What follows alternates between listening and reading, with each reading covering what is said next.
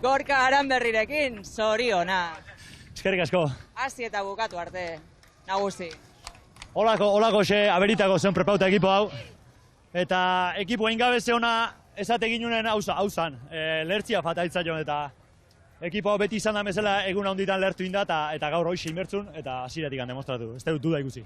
6 urte eta gero, Bermeok Kontxako bandera irabazi du egun handia bermeotarrentzat, Bai, egun handia danantzako.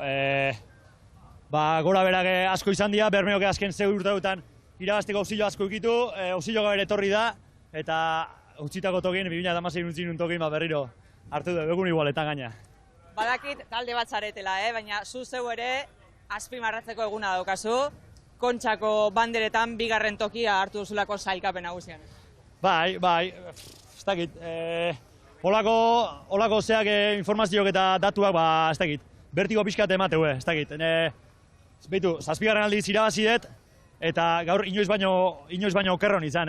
Urduri, urduri loikin ezin da, eta beste aldetik esaten nuen, hola espan ginen alperrik gango ginen, hola espan izan ja arrauna utzita berko nukez, ilusio honekin egotia ume txiki hau desela ibili naiz, asko disfrutatu dut, estropa guztin, lana zehon eta lan bikaina indeu.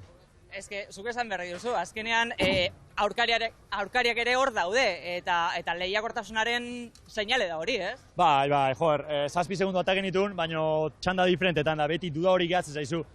Tanda berdinetan izan baginan ondarri bikin abertze pasako zan, bagenik igune behaik kale hona etzuela lehengo zean eta ze maila dakan. Eta urte guztinguaz gerra baten eta gaurre pentsatze ginune ala izango zala. Eta aldamenen bestia genekan, bi aldetan genezkan favorito banak eta gu gure lan aiteatea eta zoragarri dugu. Basei gozatzera, zorionak eta ondo astindu bandera, Eskerrik asko bai.